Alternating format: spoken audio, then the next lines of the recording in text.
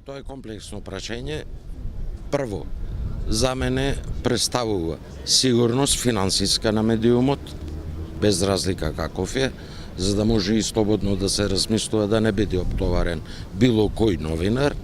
Второто прашање е професионалност.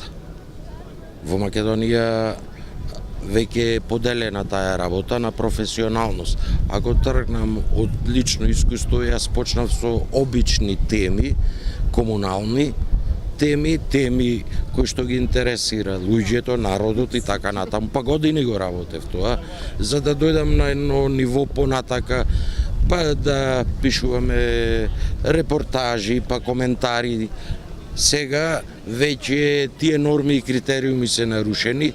Имате млади колеги, не зборувам за сите, но еден поголем дел на млади колеги од улица доаѓаат и веднаш почнуваат, ни помалку ни повеќе, со политички прашања, со меѓународните односи, меѓународната политика, со клучни други прашања кои што се од витален интерес за една држава, за еден народ.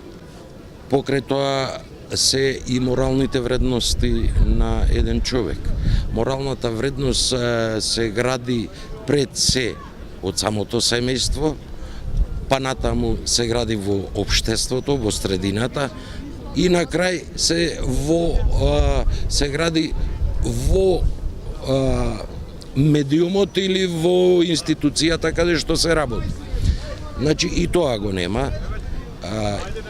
Од прости причини што има колеги кои што се подложни. Некои викаат медиумот или поврзаноста со власт, со владини, невладини, вакви такви организации. За мене тоа е неприфатливо од прости причини што имаш ти денеска новинар кој што седи како зајак и чека зимата да помини, а имаш новинар кој што ја преспива како мечка за да помини зимата, за да може да дојде пролетта и да остварува уште поголеми приходи. И прашањето е, знаеме ли колку ни треба? Од тие причини па нема и адекватно наградување на новинарите. Значи во самите дали телевизиски, дали информативни куќи, дали радио. Значи, без добра плата, релативно добра плата за наши македонски услови, тоа нема. Четврт проблем, за да се фокусира прашањето за слобода на медиумите, се и колку се слободни институциите или пристапот до информирање.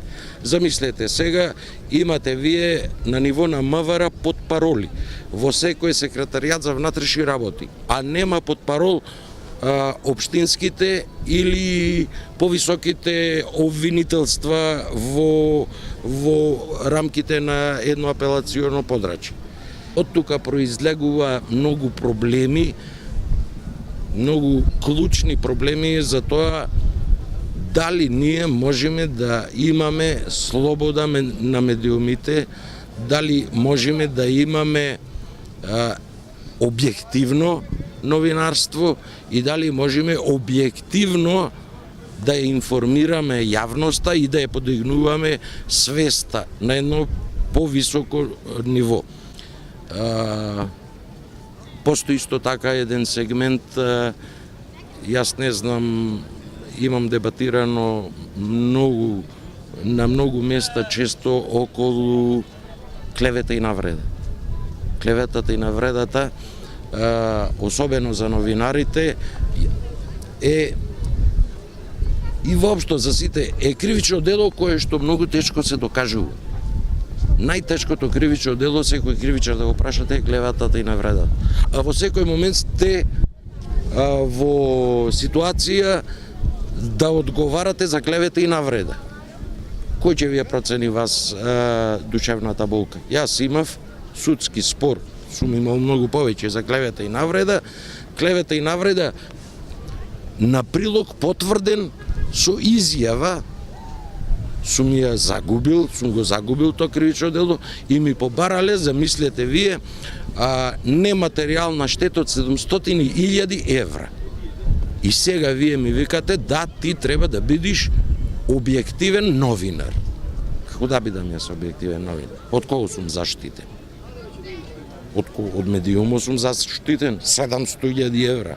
Кај ги најде тие 700.000 евра? Предпоставката било дека тој прилог го виделе 700.000 луѓе и то по 1 евро штета бара од тој што го видел. И без никаков проблем. Судо си носи пресуда, те осудува, молим, повели, плати. Па 4 генерации не може да ја плата таа штета. И основниот дел пак подложноста на приврзување за одредени интереси или финансиски или материјални или не знам какви на одредена категорија на луѓе кон одредени не партии, туку луѓе во партиите. И тоа му е како извор. Си го црпа. Колку сака вода си пија, колку не, вие останувате жедни. Мене ми се пија можеби литар, ама ќе земам 4 за посигурно, ама ти нема да имаш ич. Значи, затоа викам, тоа е многу комплексно прашање и со закон тоа само не се решава. Со многу иницијатива, со многу напор, долготраен напор, со обединување и на новинарската афела, реков, и на невладините организации, и на институции, воопшто на се со голем напор, па резултат да има после 10 години. Кај нас тоа го нема. Македонија е потрачје во кое што објективно да кажеме не може да постои толку медиуми. Не може да црпа толкави финансиски средства и треба да се направи селекција. Селекција треба да се направи и во медиумите, и меѓу новинарите, и да се насоча во подобра функција. Зборувам за овие, реков, здруженија, граѓански организации, така натаму и така натаму. Сето тоа е комплексно, затоа ви викам. Многу е комплексно. Не случајно ви реков, треба да се организира како новинарот би бил полицаец, полицаецот новинар, за да ја разберите жената. Како новинарот би бил обвинител, а обвинителот новинар, за да ја разберите жената. Како судијата би бил новинар, за да разбери која е тежината на новинарот и како новинарот би бил судија, па да го разбери судијата од кои аспекти овакво тргнува во донесувањето на судските пресуди кои што беа во минатиот период катастрофални, да ви кажам. Или замислете сега имаме 130 минатата година напади на новинари. Јас до ден денеска не знам дека некој одговарал, дека некој е осуден за тој напад или дека некој лежи во затвор.